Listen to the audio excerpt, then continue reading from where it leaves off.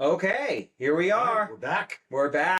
Episode 9, we did Iron Widow by Xiran Jay Zhao, and white boy alert here. Yeah, we're going to be bad at pronouncing names. So and bad. We'll definitely forget names too. And I will say... I've got a plan for how to delineate between the two male protagonists. Yeah. I wrote down the pronunciations as given by the author on Instagram.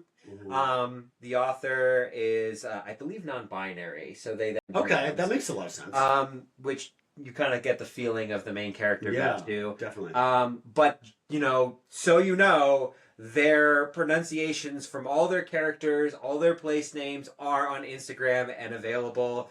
We're still probably going to butcher them because we're not used to speaking Chinese words. Yeah, exactly. Not at least for me in 15 years. Yeah. I was bad at it then too. Right. I mean, I studied a lot of Chinese classics, but they were in English. Yeah. So Iron Widow, I guess in this one, so the author, they grew up in China in part. Around 5th grade, they moved to British Columbia, and looks like bachelor's of biochemistry, from Simon Fraser University, and this was their breakthrough book. Oh, I can see it. I can see how this would be a breakthrough. Oh, absolutely. Yeah. It has strong Evangelion, Avatar: The Last Pacific Rim vibes. Yeah. I mean, you're reading an anime. That's essentially what you're doing. Absolutely. It was a lot of fun. Yeah. I really enjoyed it. We did not read the sequel, but both of us are on. That's our next book on deck. Basically. Yeah. So I was like, wait, that's how it ended? Yeah. So, there will be spoilers ahead, as usual. You don't come to Resistance Reads without a full summary, because we need to talk about the themes and the plot. The themes are really, sharply delineated. And the last, the revelation at the end of the book. Yeah. That really tells you, it crystallizes everything. It does. Yeah. It does. As a very prolific reader of science fiction, I kind of guessed the end really early. That's funny, because I was more than halfway through before I got it. But it's let's just say I always assume that humans are dicks. That's essentially my assumption for every sci-fi. Fundamentally, the thesis of the book anyway. Yeah, that humans are dicks. Well, Yeah. and the patriarchy is dicks. Specifically, right? Yeah, I mean literal dicks and figurative dicks. Dicks everywhere. Dicks everywhere. In not a good way. Yeah. But as far as the main characters go, I mean, there's some dicks everywhere, and it's definitely in a good way. I feel like I'm gonna be referring to the main character, who is the female protagonist of the book and the point of view character, and then she's got rich boyfriends and strong boyfriends. Rich boyfriend's a strong boyfriend. Strong boyfriend's very strong, and rich boyfriend is very rich. Yeah. But they're both nice boys who are bisexual. Yeah. And I really enjoyed that. I enjoyed that too. Yeah. I mean, there was kind of hints through all the book, but it's in the final couple chapters, it's they finally kiss, and it's oh, they all do it together. They all do it together. It seemed like it would be great. Yeah, right. The triangle is the strongest shape. It's the strongest shape. That's right. So they're not just bisexual, but they're also polyamorous, and that's really cool. Yeah, it was interesting because there's a lot of really interesting challenges to systems of authority on multiple levels by this author, which we at Resistance Reads really appreciate. We got to get into the world building a little bit before we get into the plot, because the author kind of just avalanches you, and as we were talking about this briefly, since my big claim to fame-ish, me and prolific science fiction writer. Yeah. But world building, studying and thinking about and you and my wife wrote a book about world building. We wrote a book, The Anthropology of World Building. On it. Yeah, right. Absolutely. So, Build Better Worlds, an introduction to anthropology for game designers, fiction writers, and filmmakers. If you didn't know I had that book, check it out. A little promo me, but here we are. Yeah. But no, I think I was saying before we got on mic that I feel like there's two types of ways to do this, and one is a slow burn, 6-chapter world building, initial world building phase, and then there's the dumping it on you in real 2 chapters real fast. Yeah, hits you hard, and if you weather it, then you know, it's pretty smooth sailing after that, but it can be. I found it a little off-putting, and I was being very critical of the book at first. And after that portion of it, basically, once the main character like goes to the army, it starts to really like. Yeah, absolutely. She assassinates the guy she wants to kill really early on in the book. Yeah, you know, you think that's going to be the struggle, and then she just does it. Just freaking does it. She does it like Professor X versus the Shadow King, man, in the mind realm, just like bam, yeah, kills him dead. Yeah, stabs him 6 times with a Psylocke knife, man. Yeah. So, but yeah, so real quick on the world building, we'll get into the rest of the plot in a second. That's all right. You're just excited for the assassination. So anyway, so this is a world where you are. It's basically an analog of ancient China. And it's, you know, the main character is supposed to be kind of a futuristic analog. This is taking place at least 2,000 years in the future. We are not sure how long. Right. And the end of the book makes you think that it's even longer. You could be in the timelines of, you know, multiple thousands, tens of thousands of years. Who knows? Yeah. But we'll get to that at the end. I was definitely just imagining like 1,000 years in our future, or 2,000 or something. Yeah, there's a direct reference at one point to 2,000, but that it's been 2,000. That's right. Years since they're called Dwindlings, I think. Right. Since they came, yes. Since they came. So there's a reference that it's been about 2,000 years, and the last great emperor has died, we'll say with quotes, because it's a little more complicated. He's cool, too. Yeah. About 216 or something like that. Yeah, it was very specific. It was 221 years ago. Or 21 years ago, yeah. But, you know, 2 centuries, give or take, right? Exactly. So this is the world, and if you're thinking of like giant mechs, that's what we got here. They have a 2-pilot system, so no single pilot is supposed to be able to pilot one of these big things alone. Yeah, just like Pacific Rim. Just like Pacific Rim. Yeah. There is so you have 2 pilots. One is male and one is female for yin yang energy, and then, you know, the ideal match is a balanced match where the male and female are in sync. They have very specific power rankings for chi, yeah, which is like, you know, what powers Iron Fist and stuff like that. Yeah. Chi is the classic energy, like mystical energy, in ancient China. You see Qi used in the Analects of Confucius. You see Qi much more used in the Taoist literature.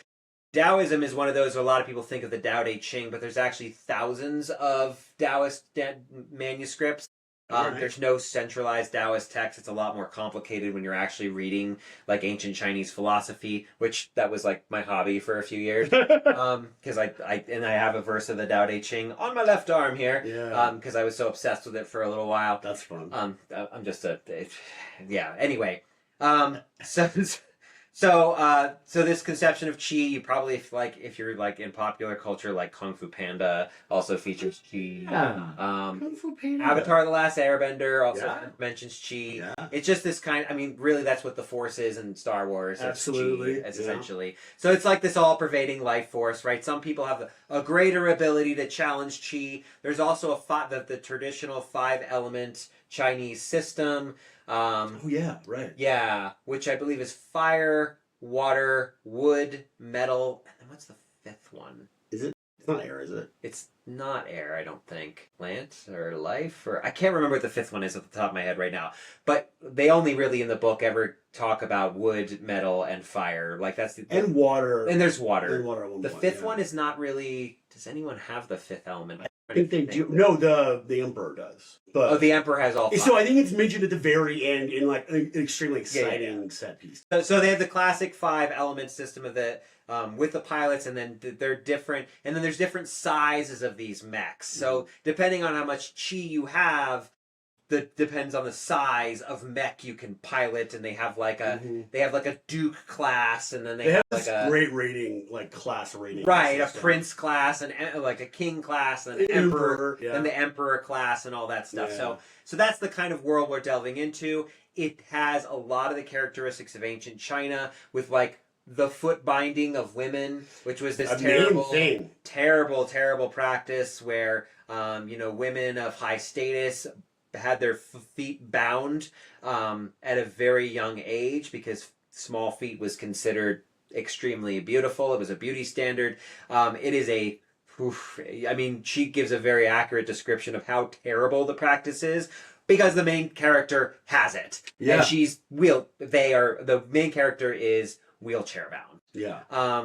So that's the kind of world we're in. This is, and you're talking about kind of city-states essentially at this point. Absolutely. It seems like we're just in one for the most part. For the most part, you're on the frontier, mm-hmm. right? You're in the frontier where the twins are attacking, and we think that they are alien invaders. Well, then you also spend a lot of time in the capital city. Yes. The walled capital city. The walled capital city. Yeah, where they do training and stuff like that. Which kind of feels like a modern Beijing analog a little bit. Yeah, a little absolutely. bit. Yeah. I also, this book was banned in China. No shit. What? I'm so surprised. Yeah, I'm so surprised, right? So good for the author. Yeah, absolutely. Fuck that, man. Yeah. I mean, if they wanted to be cool about it too, that would have been great. But if they're trying to ban it, then you're being critical of them, and it's making them pissed off, and that's always a good call.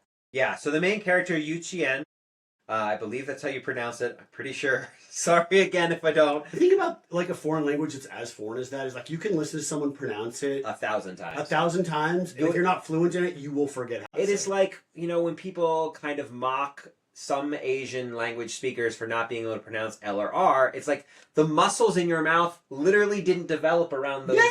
Absolutely, man. So but it's they can very say difficult. A bunch of 100 other tones that you can't say. Exactly. So exactly. Fuck it, So and that was also Zhu Tian is also the actual original emperor from the 7th century who largely ruled ancient China for about 45 years. Officially an emperor for 15, I believe, but really emperor in all but name for most of that reign. Damn. And this was a person who also helped to weed out some of the corruption. They kind of removed this idea of, it was this was a very progressive emperor. Okay. Brought China back from really improved the Chinese social system, challenged class ideology,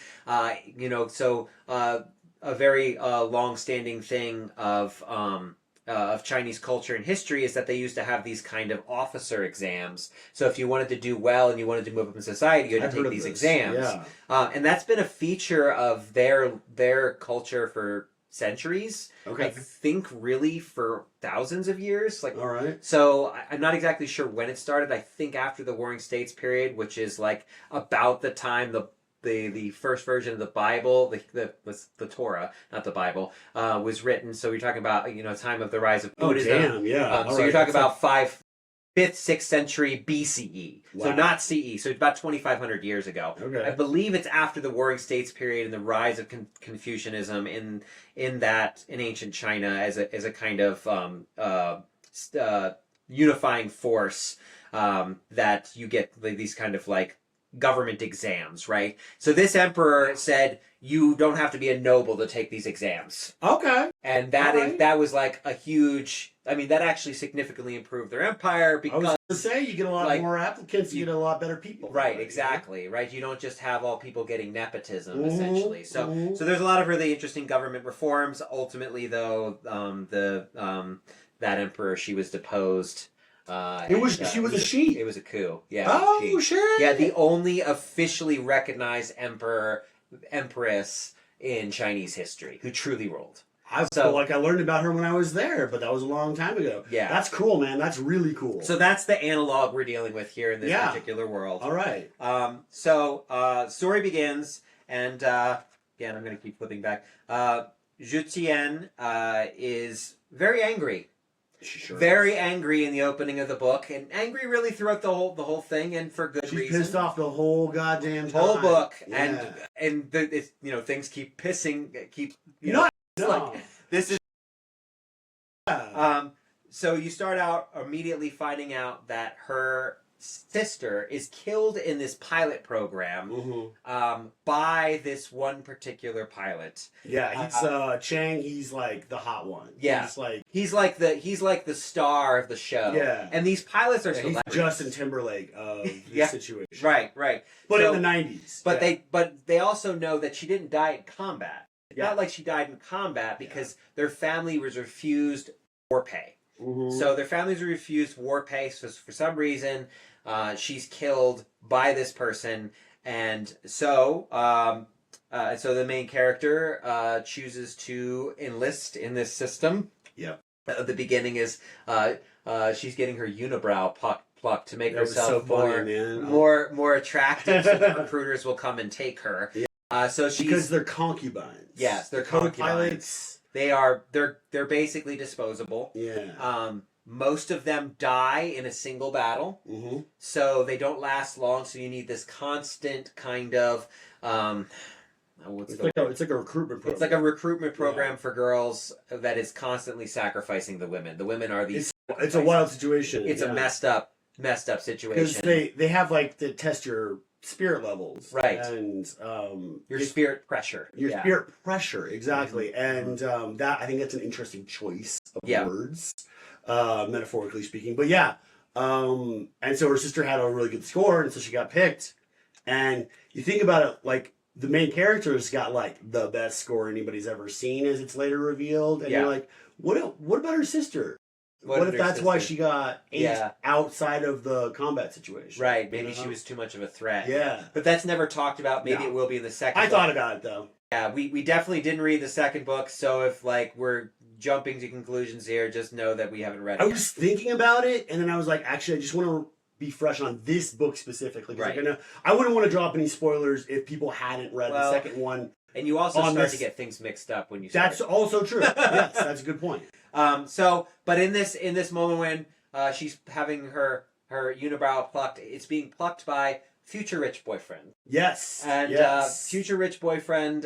He's still rich boyfriend. He's rich boyfriend. They make out before she leaves. That's true. They do. At least once. Right.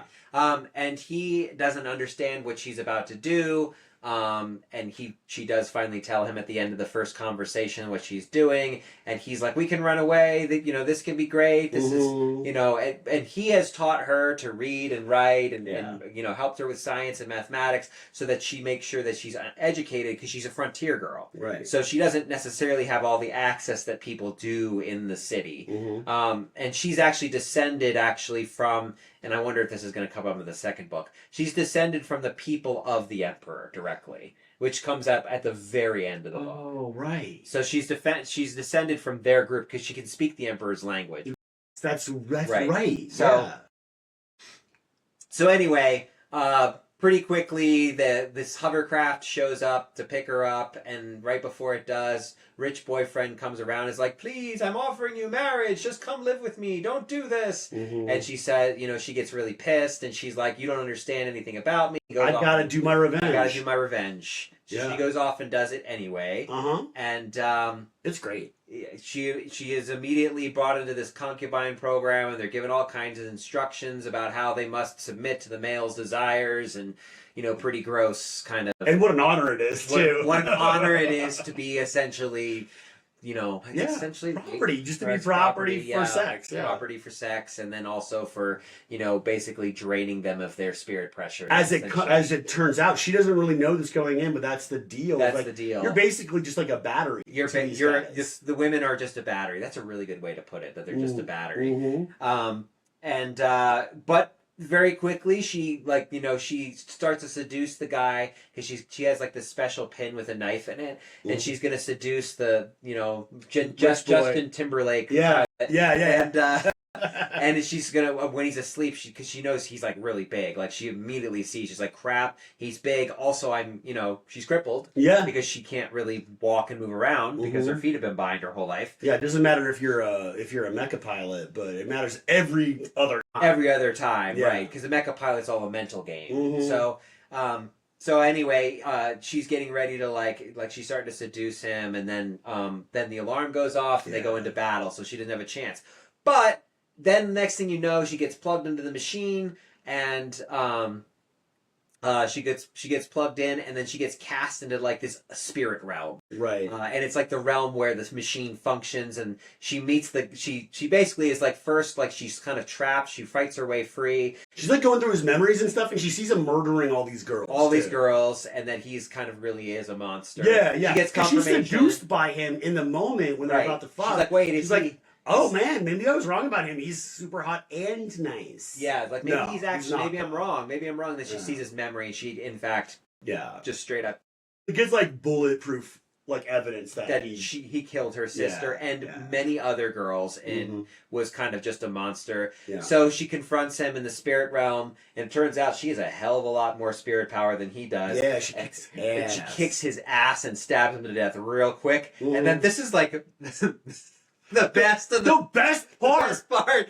Like she finally gets out of the pilot and everyone's around because the machine stopped responding. But they're doing a battle and she like doesn't. She's like learning how to battle in the suit in the moment. But then she gets really good at it. She goes off and like wins the fight against the monsters. Right. And then she comes out of it. And with his corpse in his hand. Her hands, she throws it on the ground, puts her foot on it, and says, "I am your nightmare." Yeah. Welcome to your nightmare. Yeah. That's it. Yo.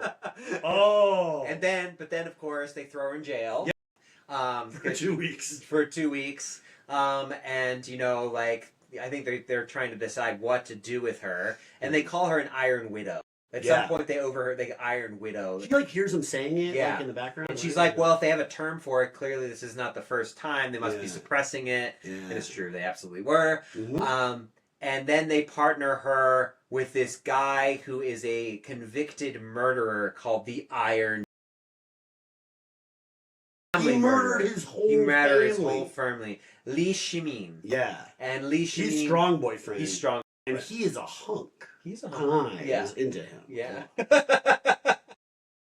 So, anyway, you think that he's a horrible person. Like, he's literally muzzled. They go into battle. And he's literally muzzled. And he's tied down and restrained because everyone's, like, kind of afraid of him because he's, like, super punky, super beefy, super powerful. Yeah. And he has the highest recorded spirit pressure since the Emperor 200 and some years ago. Yeah, 221 years ago, and it's like 10,000. It's like, and they're always like, that's a joke amount. Like when people are like, oh, how much spirit pressure do you have? Like 10,000, Yeah. The average is 50. The average is 50. Average 50. Yeah. For the average human being, it's and 50. she clocks in at like also 10,000 or something like that. After the first battle with him, she clocks in at 16. That's right. No, she's got more than him. More than him. Yeah. But so they get thrown into battle, and they kind of actually like fight, and they fight in a way that causes a stalemate between the two of them in the spirit realm, and then they ended up accidentally transforming into like a blob. Because but it was like a really unique and synergistic transformation, even though it was unfocused. It was like off the charts kind of transformation. I imagine. Did you ever watch The Secret World of Alex Mack? I did. It was okay, so for about that all the young children out there was this show where this girl got mutant powers. Yeah, for like a science experiment, and her sister was like a science whiz, so she was always helping her. But she could do stuff like magic, like X-Men-y stuff. And at one point she could whenever she wanted to sneak out, she would blob out and sneak under doors and stuff. Liquefy. She would liquefy into metal like T-1000. Yeah. And that's what I imagined. I should have just said T-1000 actually. But I imagine that's what they look like when they're just blobbing around, taking fools out. But everybody's like, that's the freakiest thing I've ever seen. That's not a heroic evolution. That's a villain evolution. And they were right. Yeah. So anyway, after this battle, they're like, okay, well, you two need to work together. Mm-hmm. And she realizes very quickly that, and she's actually super smart about it. She's like, I can't just let them tell me what to do. I have to hold leverage over them. Yeah. And if they really want me to fight, if they know I'm really powerful, they know this match is really powerful, then we need to get certain things. Yeah, we gotta get our bag, man. We gotta get our, because all the other pilots get to wear their armor around, they get praise. They're both in cells. Yeah, they're in cells. And when they're not in cells, they're mixed into the normie population of pilots who have armor on and shit like that. But they're just in a cafeteria one time, and like people are starting shit with strong boyfriend and main character, and strong boyfriend just goes off and starts drunken mastering all these fools who are wearing their power armor but like breaking them. It's so sick. 4 people, Yeah. barehanded, unarmored. It's so cool. It's Yeah. so cool. So he beats the living shit out of them. Yeah, or but whatever. then it's like that sort of stuff is causing them problems. So she's like, you're right. She figures it out. She's like, we got to get leverage. Right. And so eventually she's like, hey, rich boyfriends, you know, Well, that let me take a meeting with your daddy. rich boy. She's smart is what I'm saying. She's super strategic. Yeah. I think that's really.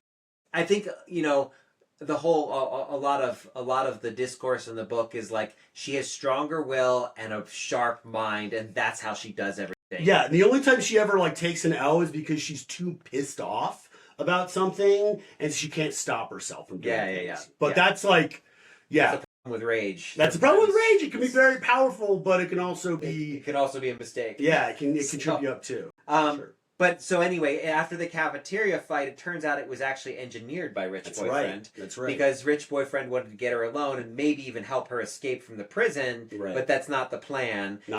But so as soon as she actually goes back, because at this point now they have put her and the Iron Demon in basically a suite. It's like a real small room. Yeah. But they're supposed to start like having sex and like bonding, and basically they're like husband and wife now. Because like, the more like intimate and like chill your bond is with your pilot, the better the match is going to be, and so the stronger you're going to be as a team. Yeah, exactly. So they're like trying to get him to do that. Mm-hmm. This is also a really key and important point. He refuses to force himself on her. Yeah. And you find out in that conversation, the reason he murdered his family is because they gang raped a young girl. Yeah. And so he kills his brothers who are doing that because he's like, hunky.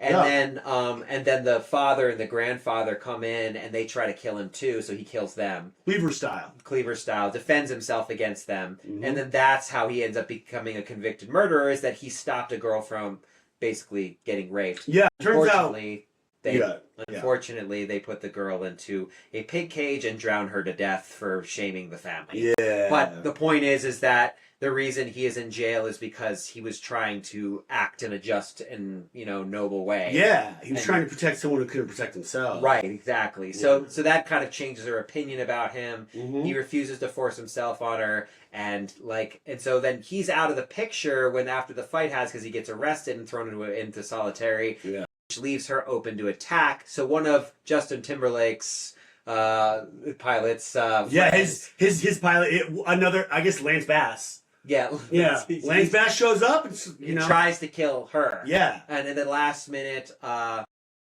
Rich Boyfriend shows up because he had set up the whole thing and saves her and stops it. Yeah. And so then Rich Boyfriend is now back in the story, and that's when she's like, wait, we could probably actually have some leverage if we contacted the media, because the media is even more powerful than the government, and we could potentially. And Rich Boyfriend's dad is a media conglomerate, although he's like a Rupert Murdoch guy. Yeah, although so you find out that Rich Boyfriend, when you takes his shirt off, is covered in tattoos, and I was like, is he like Triad? Is that the I do think they're the father is ganged up. Yeah. The father, I think, is more than just a media mogul. He's like a mafia guy. I think he's a mafia guy. I think that was the illusion, because he's like his whole body is covered in tattoos. Yeah, he's like torso down. But he's always wearing his long sleeves, so you can't tell. His fancy. And she always is, making jokes about his moisturizing. Yeah, right. So he's got a good skincare regimen. Good skincare regimen. So then the next thing that kind of happens is they get forced into a battle, which early, they're supposed to have a 2-week break between battles. Yes. So they get into this thing early. And they force them in because they say they're going to tribute them because they're too much trouble. These two are the Iron Demon and the Iron Widow they're too much trouble. So we're just going to basically sacrifice them to calm down the Some of the world building, it revolves around the fact that stability is really important, and the monsters that are attacking are aggravated by shows of power. So like however much force you use to fight the monsters, they're gonna come back with the equivalent or greater amount of force. And if you meet that force but like really exceed it, they're going to come back with even more. So they start attacking more. Yeah, so they start attacking after they do that weird transformation, blobby transformation. Yeah. Then it fires up the Dwindlings. Yeah. And they so then they come back 6 days after, and they're not ready to fight because their chi takes 2 weeks to recharge, but they throw them into battle anyway. So they're out in battle, and they're kind of getting their ass handed to them, and then rich boyfriend calls them over comms and is like, "Hey, come here!" And they're at I can like give you some of my chi. So they run back over to this watchtower, and like he like fist bumps the. It's like a little iron giant bird. It's a giant bird they're flying. Yeah, it's like an Iron Giant moment where it's like the tiny little hand touches the giant metal hand, or like the David, right? Oh yeah, absolutely. That's the thing it's about. Yeah. So, sorry, not David, but the Sistine Chapel. The Adam, where Adam's God is touching fingers with Adam. What is the name of that? The Sistine Chapel. Yeah.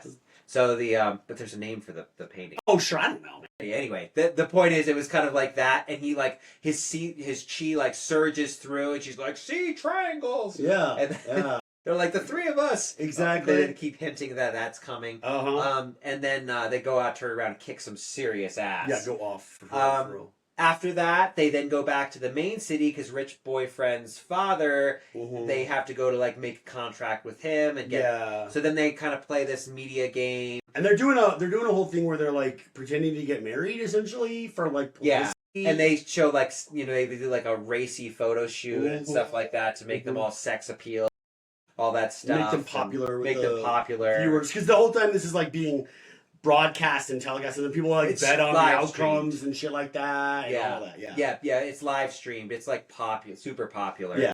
Like and FIFA. Yep. Or like this. Super popular. With all absolutely. All of viewers. Every one of them. So they do that. They kind of detour on that. That's when you get into some more of the world building, and then at some point, like. She interacts with a couple of the bonded pilots. There's one that their bonded pilots drive a giant tortoise, and another one that drives a giant white tiger.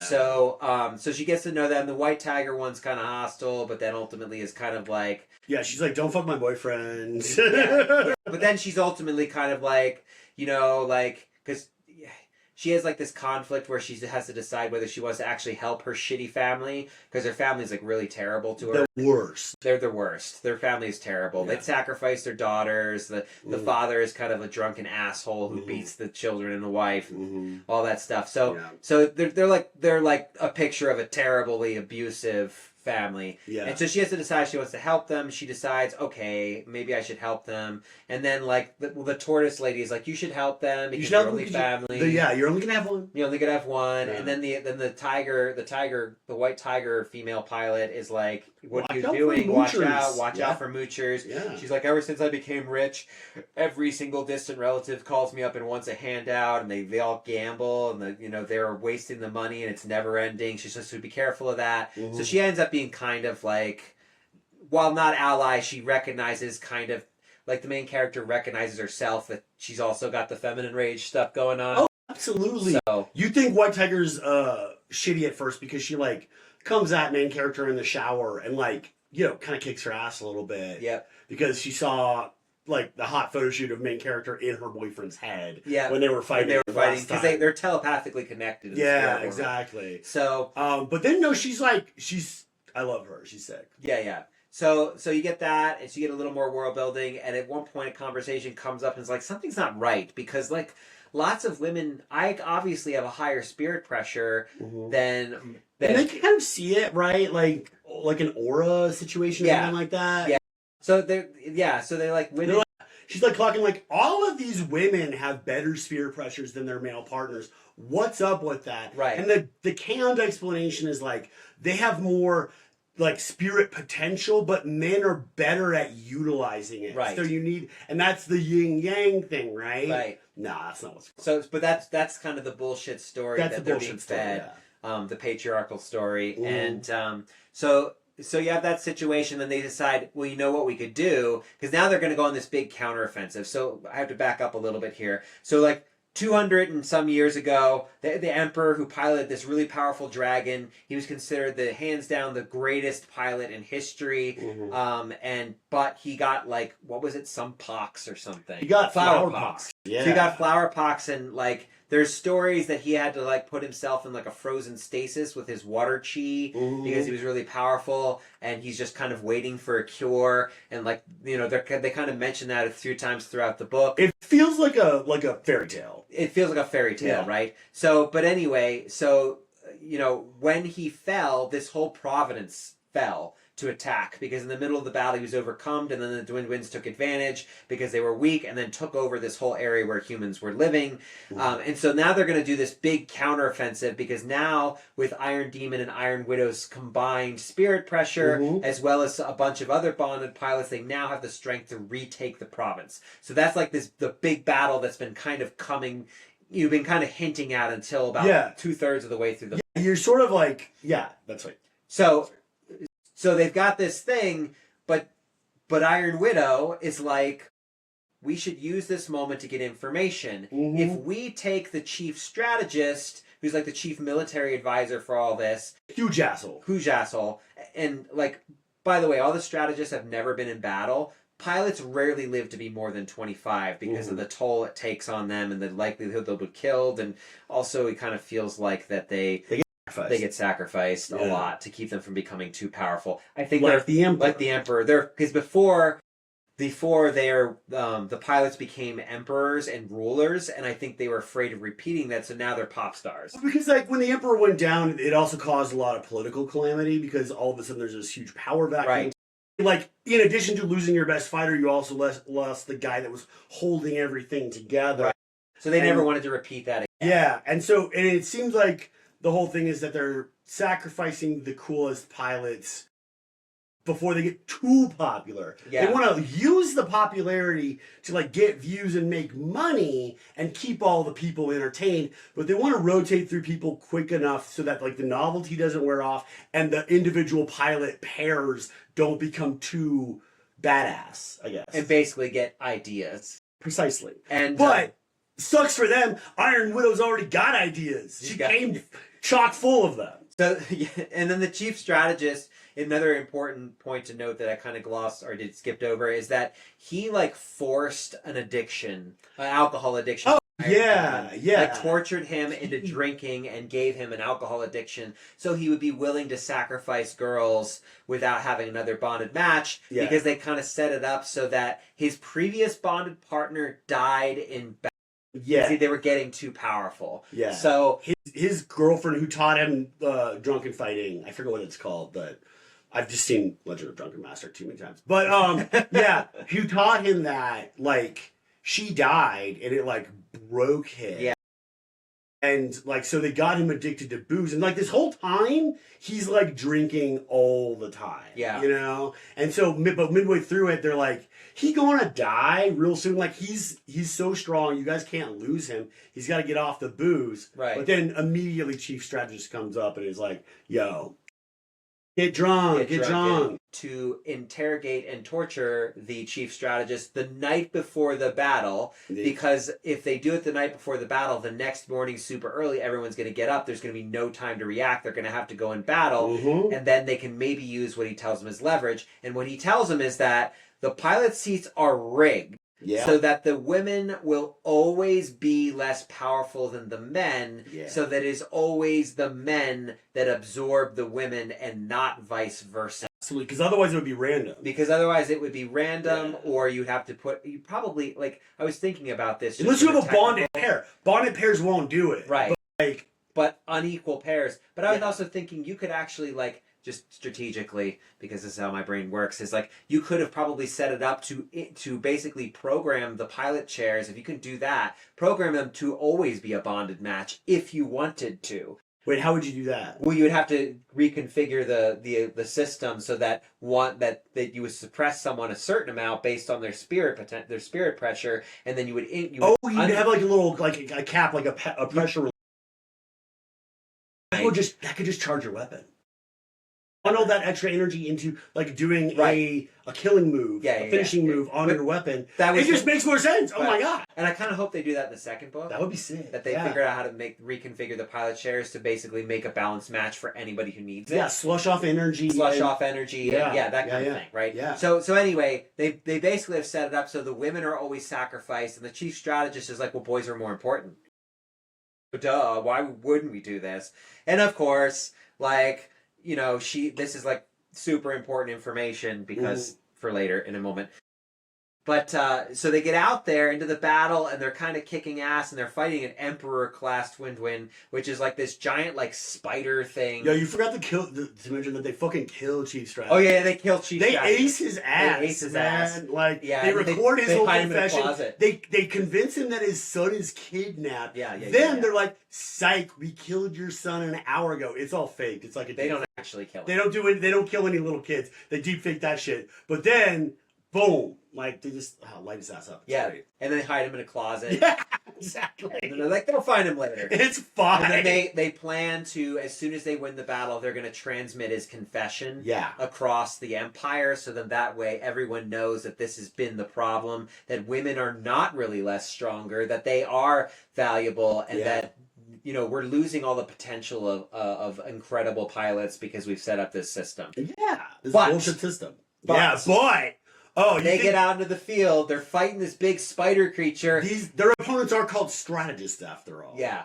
And they and then the tortoise, who you think is the friendly bonded match, turns on them and attacks the Vermilion Bird. Yeah. Which is the name of their ship, which is, you know, can fly and stuff. Yeah. And so they attack it and essentially cripple it. Strong boyfriend ejects her last minute. Ejects her and rich boyfriend. Who has been like coming around with them in like a third seat. Right. Like there to like give them extra chi and balance everything out. Right. It's like sexy and like intimate. And now they're all in love. They're all in love. They're all little triad. Exactly. Now. The night before the battle, they do also hook up. All three of them together. All three of them together. It's great. And after they kill the guy. Yeah, after they kill the guy. Sexy time. I know, right? Well, when you do a justified political murder, sometimes you just come home really high, you know? It's nice to have a boyfriend there making dinner with you and a boyfriend who did the murder with you. Yeah, that's right. You know, and the one boyfriend, the rich boyfriend, does all the skincare stuff for everyone, right? Exactly. It's great. It's a good stuff. Yeah, no, but strong boyfriend ejects his he ejects the other two. Yeah. And she also, and I forgot to mention this, she has like her armor when she finally got it back also has wings. Yeah, so they have like a personal armor that they can wear, basically that transforms. Like it can like depending on how powerful you are, it seems like it's kind of like unstable molecules from like the Fantastic Four. Like you can just make shape whatever shape you want it to. Right. All you have to do is really think about it. And so she can like when she's in that armor, that like person-sized armor, she could just like walk around and shit. She was like learning ice dancing with Strong Boyfriend, so that they could like have a stronger connection. Yeah, she doesn't need a wheelchair. It's great. So she's got that once she's ejected from the mech. Right. Yeah. So she's like, there's one chance. I know. They by the way, they happen to have given them all these.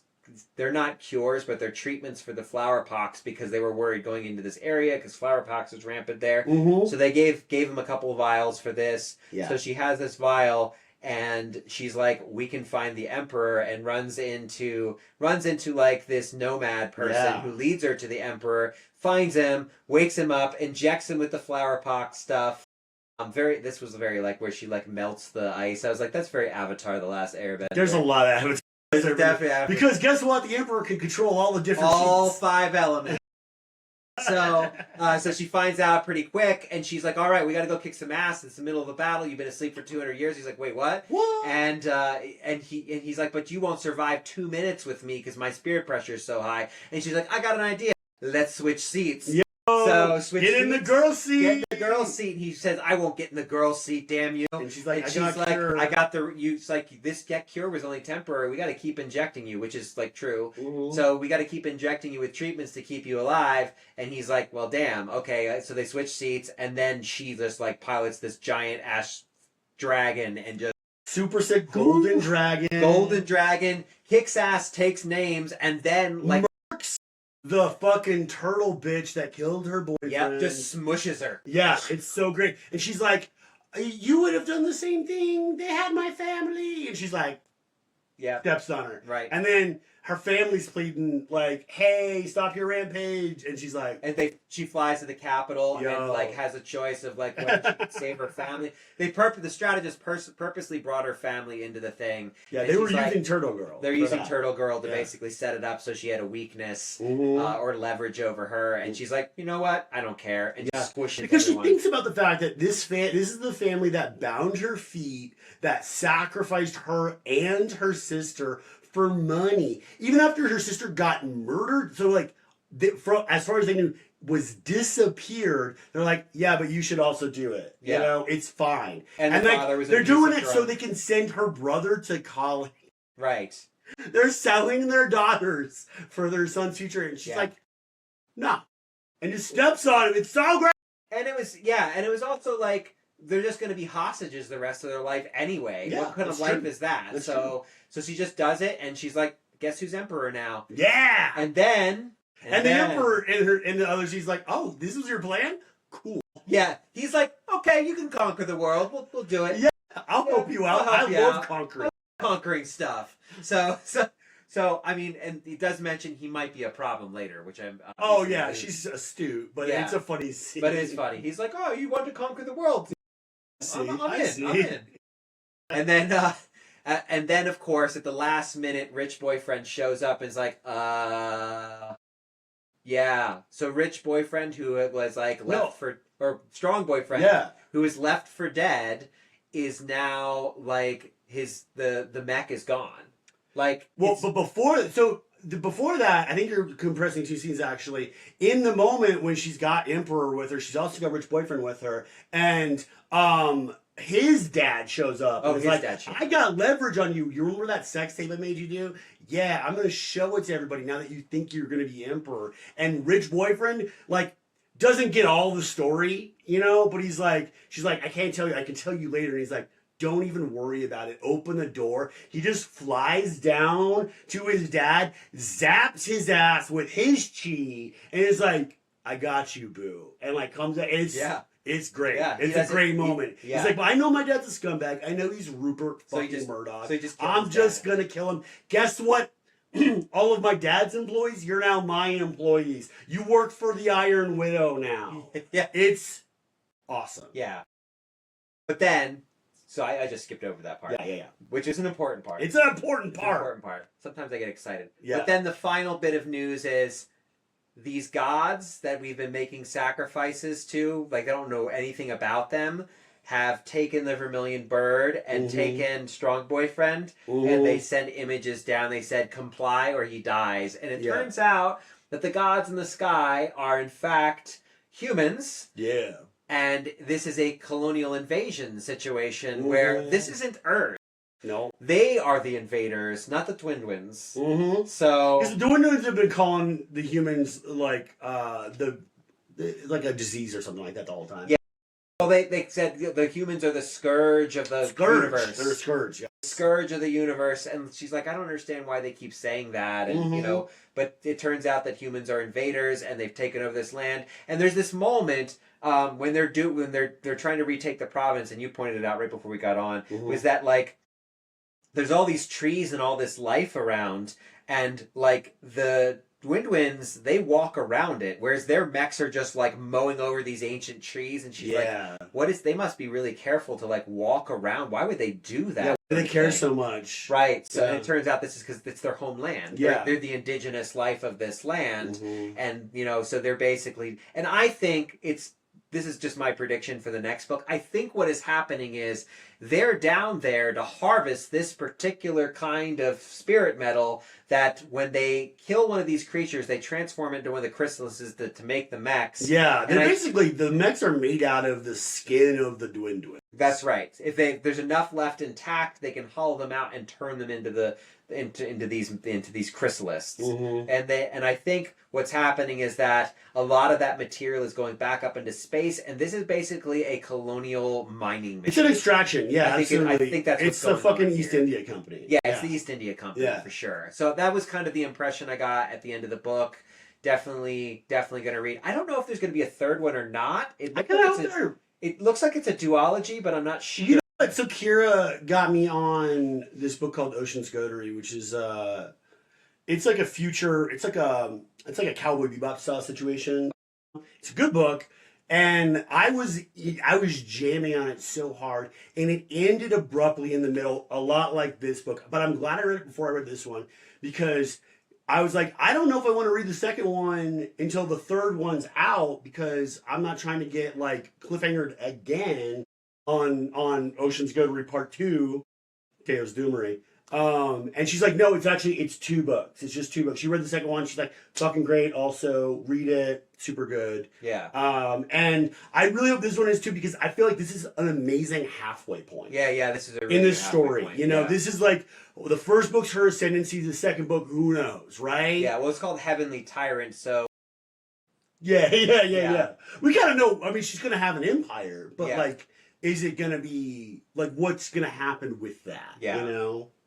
Yeah. It's not a Dune style thing, is what I'm trying to say. I'm not trying to read 12 of these books. Although, she is rad as fuck. So. I read all the Dune books, but. Well, I know a lot of people have. I'm just, Dune boring, That's my take. But yeah, no, what an amazing book. I feel like it really pairs great. With Black Empire. We were talking about that. This is if Dr. Belcidus was the main protagonist. Character. Yeah, absolutely. With that unrelenting kind of rage against the oppressive system. In this case, it's the patriarchy. In the case before, it was the white man. Yeah. I mean, Belcidus is kind of patriarchal in his own way, for sure. Yeah, no, he is. That's true. Yeah, but so this is kind of like, it pairs kind of well with our last book, which was not on purpose. Sometimes we do that. That just happens. It just happens. Yeah, absolutely. The kind of the way that V for Vendetta pairs well with 1984. Well, that was intentional. That was a little more intentional. Because when I was reading 1984, I was like, I'm getting strong V for Vendetta's Britain vibes. Right. And this one was totally accidental, but I think it's really fun because we were off-put by the back half of Black Empire, by how ruthless Belcidus was being, because we're looking at it through the point of view of a sycophant. But in this case, we've taken the ride with Iron Widow. Right. And we're like, yeah, step on your fucking family, because they sucked. Burn that dude on that bridge, because he made your boyfriend an alcoholic to basically to enslave him. Yeah. Fuck that shit. This is a I mean, I think it's when you're in the character's head, and I mean, and the author, they are so good at constantly reminding you of the bounds, like the the metaphorical and the physical bounds that this character is under all the time. Yeah, absolutely. Like your feet are literally bound, which makes you unable to move around the world properly, literally and figuratively. Absolutely. You have a situation, where women are just considered throwaways, and that is a lot of patriarchal societies where women are not considered valuable, that men are considered the most important. I think that's a really interesting point, dude. I think that if she hadn't been a victim of feet binding, so whenever she's interacting with other female pilots, they don't have bound feet. Some of them do, but most don't. Well, the main character ones that she interacts with. The other balanced Black Turtle and the Tiger, neither of them. Yeah, exactly. And that's what I was thinking about, because they're like the other female main characters in this book, and they have this agency and power that she doesn't have, even when she's out of the mech. But when she's in the mech, she's more powerful than they are. It really, it makes the dichotomy of experience so stark that you can see how empowered, how liberated she is by being with a balanced partner, because she doesn't really get the balanced partner thing until the very end. Like, she and strong boyfriend are kind of like hate each other for about the they first hate half each of the other. book. Well, Yeah. she thinks that. This Yeah. is the interesting thing about her too, is that she thinks everybody's oppositional to her, but he's down with her like the whole fucking time, and she finds that out through a memory experience situation at the very end, in their like last battle. But like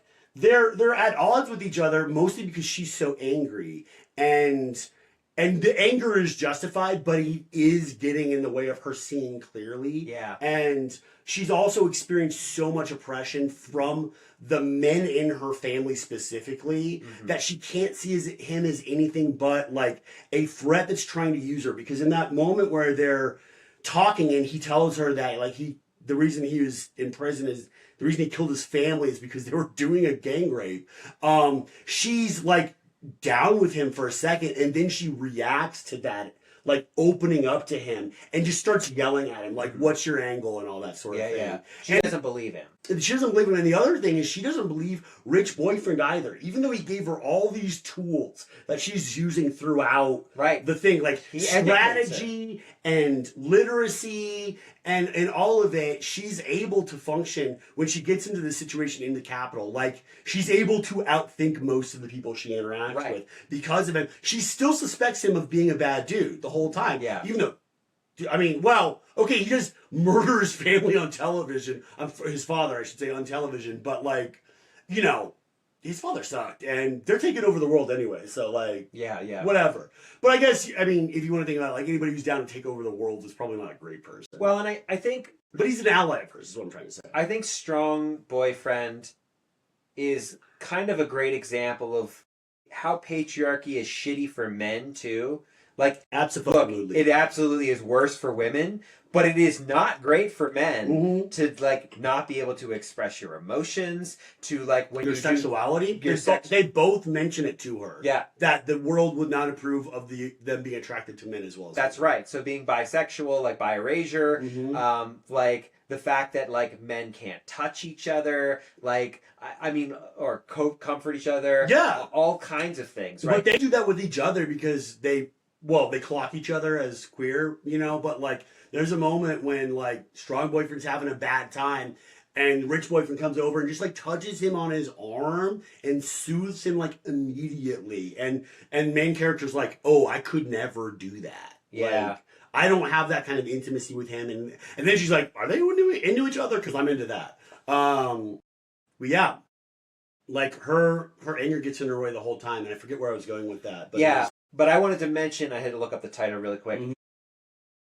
It just, I was thinking a lot of the Bell Hooks book, The Will to Change, which is about, that book is specifically, it doesn't pull punches about what the patriarchy does to women in that book, but Bell Hooks is really excellent in this book about talking about what specifically patriarchy does to men that reinforce the system. And actually, and she mentions this in the book, you know, and this is something that you see, you know, when you're studying other cultures a lot in anthropology, is that in these oppressive systems, it's not always the men who are upholding the patriarchy. Women are upholding that patriarchy too. Like, you know, so she mentions the foot binding, and she, at the end, she even says this: "It's not my dad who did the foot binding; it's my mom and my grandma." Grandma did that. And so it's like the patriarchy persists because women are complicit in it too. Yeah. And it's not, they're so trained to think that this is the right way to approach, that they're supposed to be subservient and docile and all this stuff. And so you kind of create this myth structure that perpetuates it on both, because it requires both sides. If all the women of the world collectively stood up and said, "No more patriarchy," you couldn't continue to maintain the patriarchy. Absolutely not. One, there are more of them. And two, like, they're more efficient than us. So, like, they would get that shit done. Yeah. If they stood up and said, "I'm emperor now," they could probably make it happen if they were efficient enough. You know? Yeah. And they had enough girls on their side, man. That's all it is. Like, and I think one key piece of this book, and this is something like, I mean, I literally just read a poem at the Capitol when it was like 2 months ago, because we had like a little event at the Capitol where we were kind of like protesting and releasing a poetry anthology. But it was like the poem was called Thieves of Potential. It was largely about like, you know, how these systems rob us of potential. And this is a constant theme that the author uses. Time and again say, do you not realize the potential you're losing by not allowing these women to be them full selves? Yeah, man. And it's like when we oppress people, whatever form that is, whether that's race, whether that's class, whether that's gender, whatever form, what you're doing is stymieing people's potential for like doing incredible things. She reiterates that theme over and over again. I love that there's also an answer to it. Yeah. Do you not realize you're losing potential? They do realize it. They're doing it intentionally, and they're doing it so they can maintain this extractive operation they've got going on. It's actually part of the plan to have women help an oppression of other women, because if you can keep 50% of the population kind of like oppressing the other 50%, then you can manipulate the whole population into doing your mining thing against these giant monsters on this far-flung planet. Yep.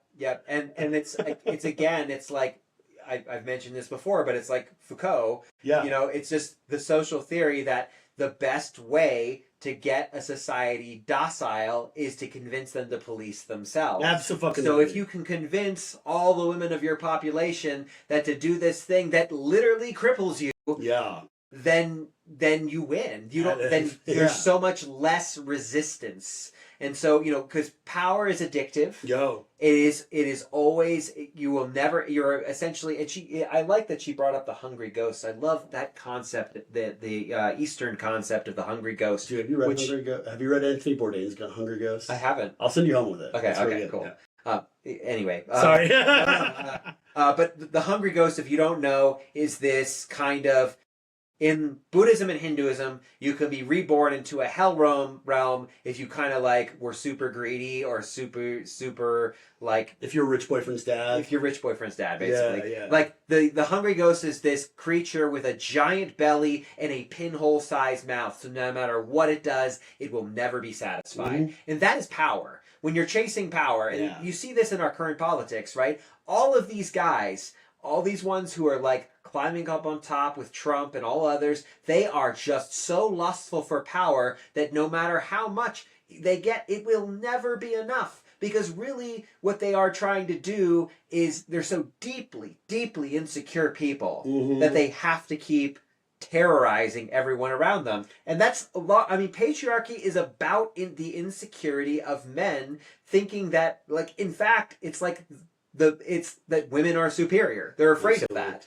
Dude, I think that the media organization, like the media system or environment or whatever it is we have right now, and the political system, I think they're hungry ghosts. I think that's why, like, politicians... absolutely. I think that's why politicians can say whatever they want, and the media will never, like, actually interrogate it or question it. They'll just reiterate it.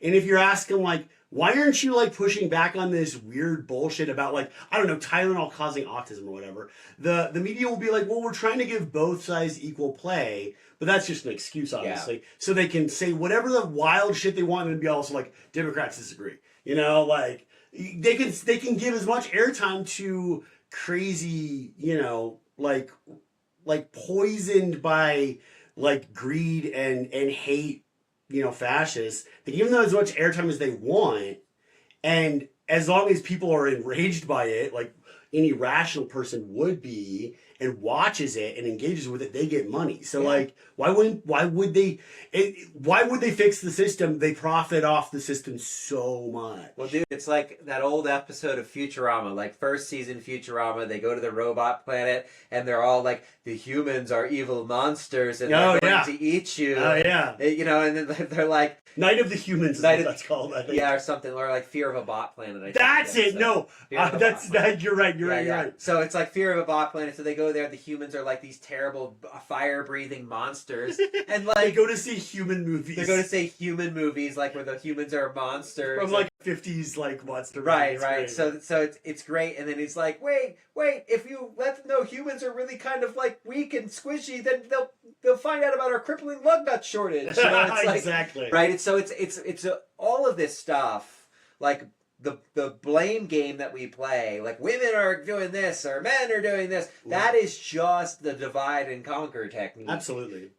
Because like in the end, and this is like in that Bell Hooks book, and I just cannot recommend that book enough. The Will to Change, it's called, and it really just highlights on like the only way we're going to get through this is like for men and women to realize that patriarchy sucks for everybody. Absolutely. And we have to work together and like see the ways that, because like, look, being a man, you're told that you have to be certain ways, that you have to do certain things to show your manliness, and that is oppression right there. Oh, absolutely. You have to live up to this stupid bullshit script. And I gotta say, like, I think men are the worst.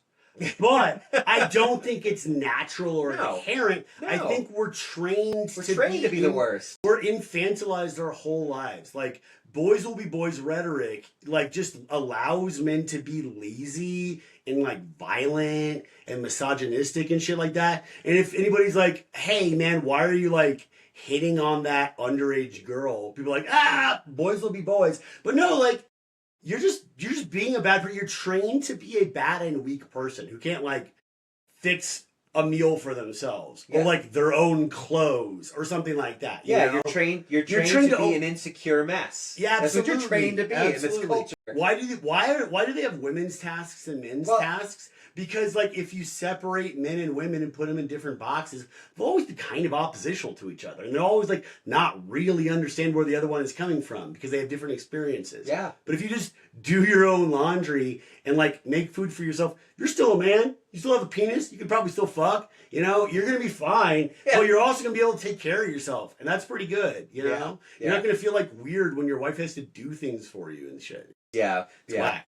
It's really weird because like I mean, a lot of us grew up embodying a lot of those ideals. Oh, hell yeah, I did, for sure. That's why I hate men so much.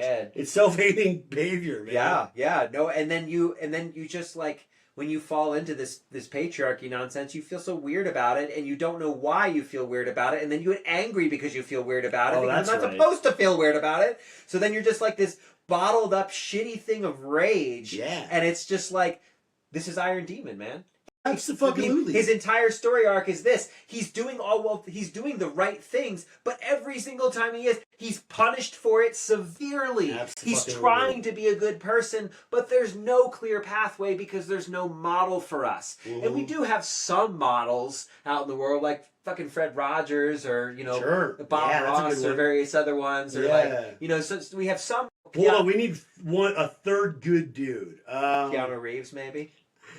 I don't know. But Keanu Reeves and Something's Gotta Give. There you go. That's a third one. There you go. He and Diane Keaton dated after that movie because Diane Keaton's a silver fox and she could pull a hottie like that. Yeah. Good for her. Anyway, but there's a lot of really good, great role models in there, but they're ignored for like the fucking action flick or whatever. And, sure. But the point is like, I feel like the author did a really good job of showing the complexity and nuance that the male characters face in patriarchy, specifically Iron Demon, and like the kind of shit he had to wrestle with too, at the same time showing all the crazy shit that she had to wrestle with, like being a female in the patriarchy. And so you get kind of this mix. You don't see it as clearly with Rich Boyfriend. Just going to push back on that. Actually, you think so? I think you're underserving Rich Boyfriend. I mean, I think like Strong Boyfriend is all those things you said, but I also think Rich Boyfriend is another great example of someone being in touch with like other parts of their masculinity, because he was, even though like class systems and ethnic systems would have told him that he shouldn't talk to this girl with the unibrow, He did anyway. and the bound feet, he did anyway because he liked her, and he's like, I don't fucking care. And he was always willing to throw away his wealth. And he was authentic. And he was authentic Yeah. about it. Yeah. And he's like, the only thing he did, he did one manipulative thing in the book, and he apologized for it later, which was going to her family and offering to marry her, So she'd have to become a concubine. so she wouldn't have to become a concubine. Right. But she wanted to become a concubine. Oh, and then but then he apologizes. for He it. does. Yeah. Because he's like, wait, I didn't understand what you were trying to do. Mhm. I just wanted to help you the best I could. But I was doing the boy thing of like deciding what the right thing for you was. Right. And then trying to do it. Rather than allowing agency. And there is one point when Rich Boyfriend says, you have to remember, because he's talking to both of them, and he's like, you have to remember that you were tools to them. Yes. You didn't have agency. Absolutely. They stripped all your agency. He narks. I will say. Yeah, he correct. narks on the powers that be all that he belongs to all the fucking Yeah. time. It's great. Yeah. It's what enables them to succeed in the end. Right. You know, And you know, the I other hope thing they can is- get Strong Boyfriend back. And the other thing is, I think, I hope so too. I think they're both examples of like one has gone through incredible trauma, through the patriarchy as a man, and the other has not really gone through incredible trauma, but he still figured it out. So it's like you don't have to go through. That's exactly what I'm talking about. He's doing the ally thing. Yeah, where he's like basically being a class traitor, and every time I say class traitor on this podcast, I want people to know I'm saying it's a good thing. Yeah. You know, Yeah. he's doing Fuck the class system. Yeah, fuck the class system. It oppresses all of us. But he's doing the thing where from the most comfortable position that he could possibly be in, he's like, I don't fucking care about this. I know my dad's a scumbag. I know he's like doing bad shit. At first he just wants to run away from it. His path is to realize that he needs to burn that shit down. Yeah. You know, and then he does. And you know, the other thing I really like about this book is that all three of the main characters have different skill sets. Absolutely. And all of their skill sets are what make them powerful together to show that it's not just like a diversity of background, but it's also just a diversity of like intellectual ability and perspective. And like all of those things are what make the characters successful, and the willingness to kind of sacrifice for the others and not be hyper individualistic. And I think going into it originally, both Iron Demon and Iron Widow are pretty individualistic. Absolutely. But as they grow through the thing, they realize, shit, being individualistic doesn't actually solve the problems we want to solve. We got to do this shit together. I also really like that. I think in another, like, maybe less well written or like less well conceived book, like Strong Boyfriend would have been the really stubborn one.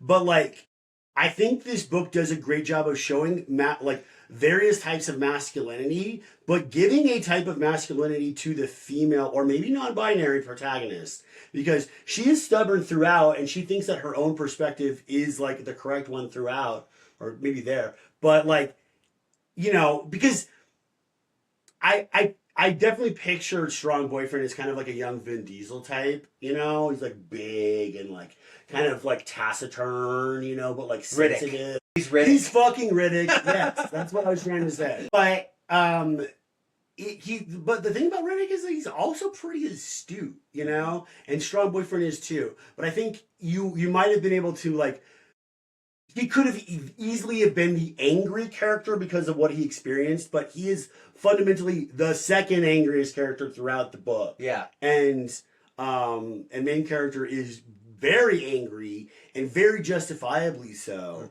But the violence that she has experienced has been a lot more like structural and less visceral, except obviously for the foot binding experience and maybe the occasional beatings from her father. Actually, okay, maybe on par. It's a mix. Yeah, maybe on par with Strong Boyfriends, but she's more angry about everything.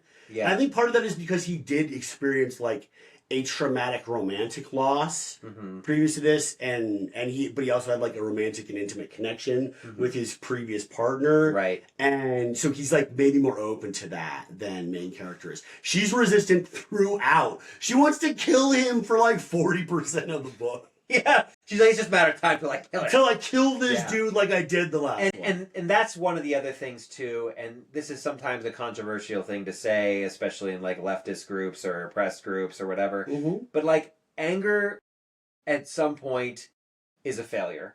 There's some point when anger blinds you. Yeah. To that's what I was getting at earlier. Yeah. Too. Yeah. There's a point where anger is no longer useful and it becomes a mistake.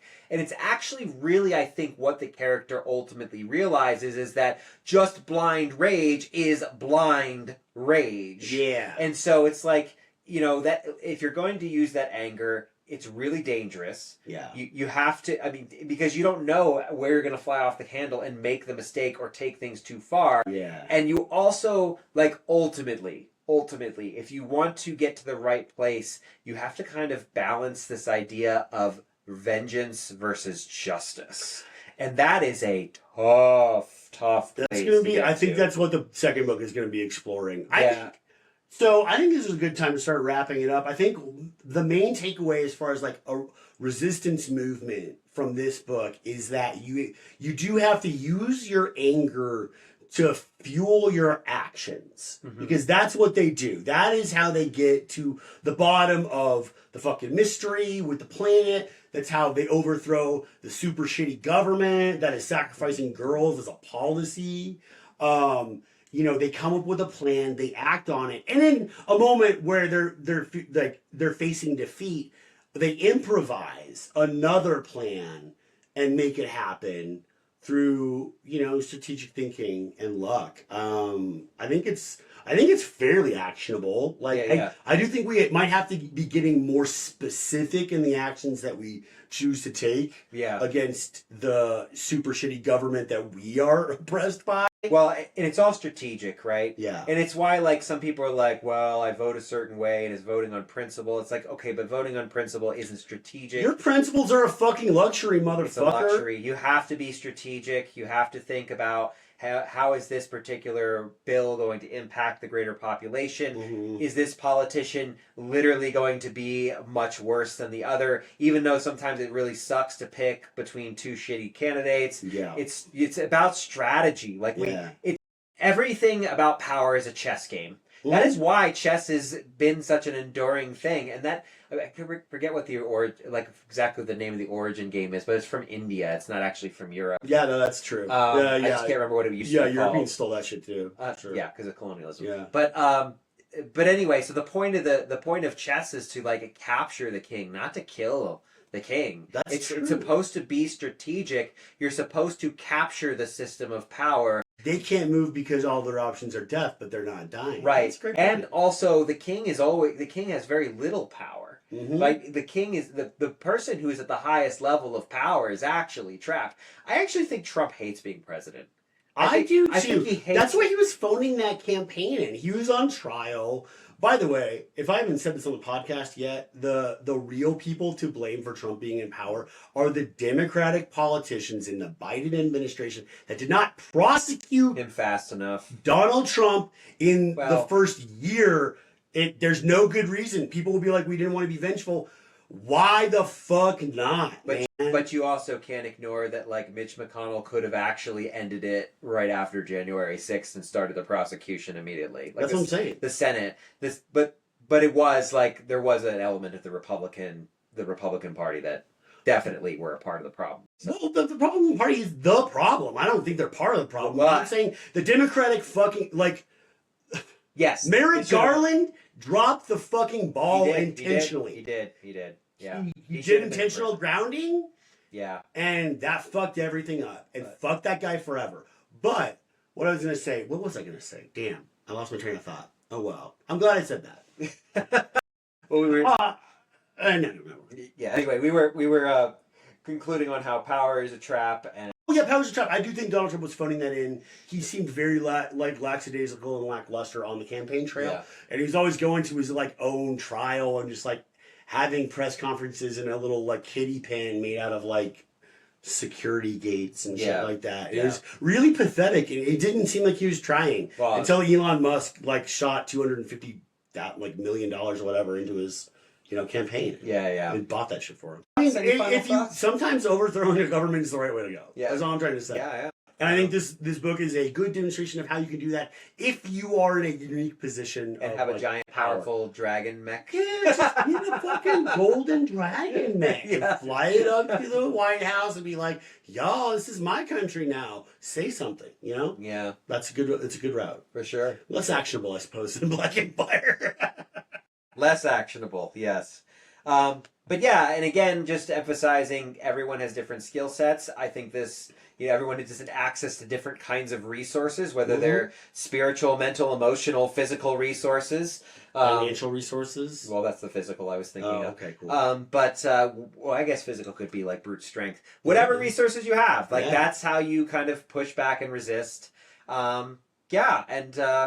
Definitely check Iron Widow out. It was a hell of a fun read. Yeah, absolutely. There's a lot of world building in the beginning, but push through it. It's you know what? I didn't even mind it after I got through. it didn't bother me at all. But I'm also used to reading like classic sci-fi, which has long exposition dumps. Sure. Like I like Dune. Yeah.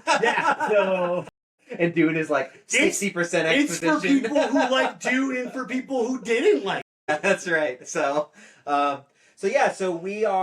we mentioned last time we're going to be doing the original edition of Frankenstein for Halloween. 1818 edition. 1818. We're going to be doing that on the 27th of You this guys will month. be seeing it in stores. This last 3 weeks, I've seen it in so it's many popping shops up. because of Halloween, I'm sure. But it's a new version of Frankenstein. Well, not With new. more It's the politics. oldest. It's the oldest version of Frankenstein. But it's it was a previously fairly inaccessible edition. So I think people are like, yeah, I can sell two. Yeah. One for people who've already read it and liked the book, and one for people who haven't seen the book. So yeah, you can get it super easy. Support your local bookshop. Buy a nice Penguin copy. It's going to have some good essays in it, as well as the book. And I'm fucking hyped. I love Frankenstein. That book slaps. So I'm excited for a even more feministic version of it. Yeah. I've read it twice myself, but it's been a couple years. Right. So I'm really excited to dive into it, and also just great Halloween themes. That's our Halloween episode. Absolutely. We also have another book picked out. We're do. trying to give you guys a couple in advance, so if some of you want to read read ahead or whatever, Yeah. and come give comments or come interact or just whatever. Treat it like a book club or not, Mhm. whatever. The next one we will be doing is by R.F. I think Kung is her name. Okay. I think. Yeah. But it's Babel, or the Necessity of Violence, an Arcane History of Oxford Translators' Revolution. So it is a novel about, it's like an alternative history with British colonialism and magic, and it also is about how academia can be complicit in some of that stuff. Which is, Man, propping up system of power, academia? Are you sure? Wow. Okay. I don't know. I'm Only excited spent- to learn about this. I only spent 11 years there. I wouldn't Yeah. have anything to say. I don't know. Let's see. So that's our next two books. We don't have a date for the second one. It'll come up soon, but we do have October 27th will be Locked down. Frankenstein. Yeah, Locked absolutely. down. So join us next time. Absolutely. All right. See you later. Bye, guys. Okay. Now it has ended. Yeah. All right. Pretty good. Both of us do this. Like the last few minutes, we tend to